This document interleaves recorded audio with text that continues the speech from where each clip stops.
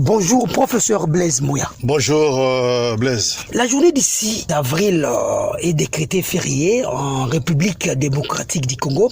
Quel est l'essence sociopolitique que vous donnez à cette reconnaissance de l'État congolais? C'est une reconnaissance, comme vous le dites vous-même, tard. Mais c'est arrivé parce que on attendait depuis très longtemps, compte tenu du fait que Simon Kimbangu avait livré un combat d'une grande valeur, d'une haute portée sociopolitique, mais alors sur fond de la spiritualité. Et il est natif de la République démocratique du Congo, donc les autorités politico-administratives devaient avoir un œil regardant sur le combat de ce fils du terroir. Ce mérite revient aujourd'hui à Félix Antoine Tshisekedi, et donc nous pensons qu'il est aussi le combattant au même titre que Simon Kimbangu. Que répondez-vous, messieurs les professeurs, à ceux qui pensent que l'officialisation de cette journée est l'aboutissement d'un combat des kimbanguistes? Pas simplement le combat des kimbanguistes, certes que ceux qui ont porté la charge, ce sont des kimbanguistes.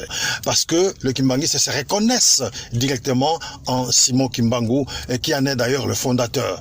Mais c'est un combat de tout Congolais dans un premier temps, mais aussi de tout Africain. Comme vous le voyez, dans les titres, on a dit « combat des Kimbangu » et de la conscience africaine. Ça veut dire que Kimbangu n'avait pas simplement lutté pour le Congolais, mais il a lutté à partir du Congolais pour tout le noir, tous les négro-africains. Et donc c'est un combat qui est vraiment historique pour tous les peuples noirs, car nous sommes au même titre que tous les peuples que Dieu a créés. En quoi c'est résumé les combats de Kimbangu? La libération de l'homme noir, de toutes les vicissitudes socio-politico-économiques.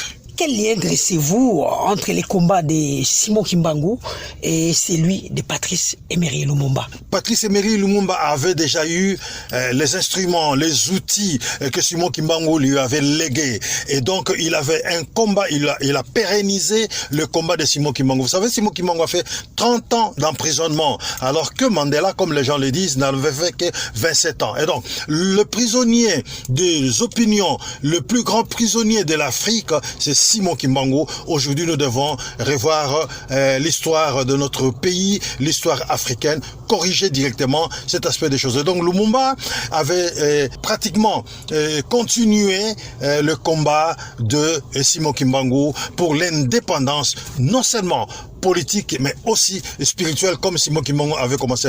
Il faut qu'on se le dise. Le vrai combat ici, c'est le combat spirituel, le combat mental, le combat de mentalité. Et Simon Kimbangu avait déjà préparé le terrain pour que Lumumba, Patrice Emery viennent pérenniser et émouser. Et aujourd'hui, le même combat est continué également par le président de la République, Félix Antoine Tshisekedi, que nous appelons Fatih Beton. En marge de cette journée, quel est le message que vous lancez d'abord aux kimbanguistes en particulier et puis à toute la population congolaise, voire africaine en général? Prise de conscience, refaire notre lecture du Congo et de l'Afrique tout entière. Nous devons réécrire notre histoire avec nos propres lunettes, parce que l'histoire de l'Afrique et du Congo a été biaisée par ceux qui étaient venus nous coloniser. Et ils nous ont fait croire, selon leur vision, ce que nous devions faire, mais hélas, on a buté à beaucoup de difficultés jusqu'à ce jour. Maintenant, recommençons à zéro comme Papa Simon Kimbangu le dit. Réapproprions-nous notre histoire du Congo et de l'Afrique, et nous pensons que nous allons réussir. C'est le décollage d'ailleurs. Qu'attendez-vous, monsieur le professeur, par la réappropriation de notre histoire? La prise de conscience de ce que nous sommes. Nos ressources ne doivent nous appartenir. Ne donnons plus l'occasion aux étrangers de venir s'approprier par des paroles mielleuses pour qu'on puisse nous opposer entre nous et que nous ne comprenions rien. Nous devons nous assumer aujourd'hui, et quand il faut dire non, le dire à haute voix et aller de l'avant, peaufiner des stratégies pour le développement intégral des Congolais, de l'homme africain, de l'homme noir tout court. Professeur Blaise Mouya, merci d'avoir accepté de répondre à nos questions. C'est moi. Merci beaucoup pour la disponibilité.